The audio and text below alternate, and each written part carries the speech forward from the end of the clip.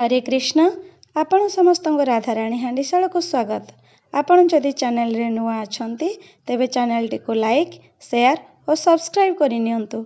आज recipe tasty और healthy सिमेई उपमा। तेबे चलंतु आरंभ करिबा आज रेसिपी। सिमेई उपमा बनेबा पई हमको आवश्यक गोटे कप सिमेई, हाफ कप चीना बादाम, किछि कैप्सिकम, गोटे आलू, गोटे टमाटो और किछि मीठा मका ये सब को मु छोट छोट काटी नहीं। तेबे चलंतु आरंभ करिबा आज रेसिपी। देखंतु प्रथमे हमें कड़ा गरम करी सेथिरे गोटे चमच तेल दे बादाम को हमें भाजी नेबा।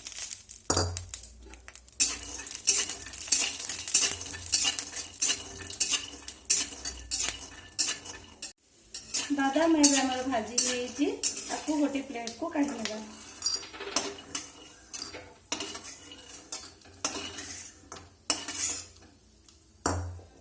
एबे ए सेम तेल रे हमें सिमेई को पकाई भाजी नेबा।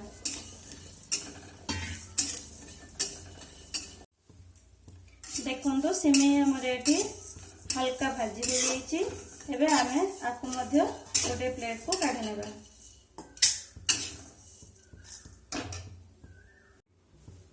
एबे कड़ाई रे आउ 2 चम्मच रो तेल देबा।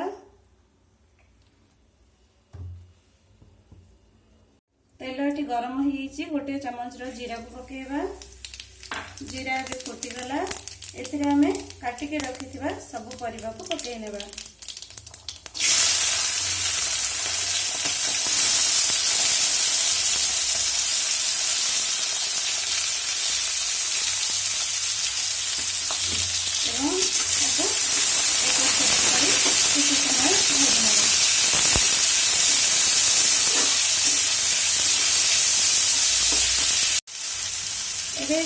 स्वाद अनुसार लुण पकेब।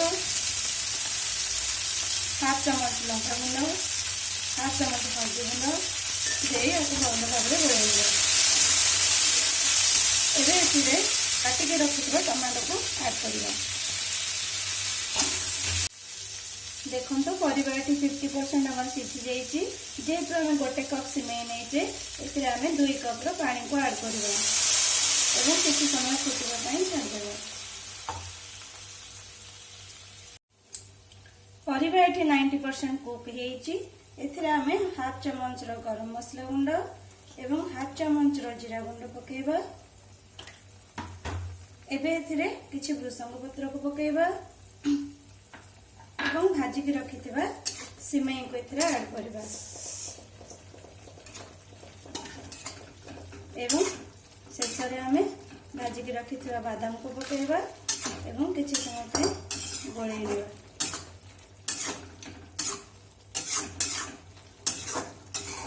देखो आम भल भाव में गोल नहींचे। एबे हमें आपको 2 मिनिट घोड़नी देदेबा। 2 ରୁ 3 मिनिट पर हमें घोड़नी काढ़ी देखा। देखो सिमेई आमर भल भाव में पानी को सोक कर एवं ये गोटिकिया हो जाइए। एबे आमर उपमा रेडी हो गला। जेहेतु मुझे प्रभु को उद्देश्य रे बनई चलते आमे प्रथम आपको प्रभु को अर्पण कर।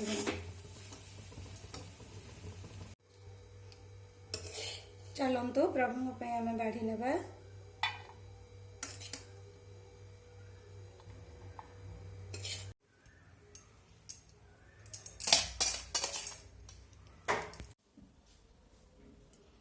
देखो प्रथम प्रसाद रे आमे तुलसी पकई नेबा। तापरे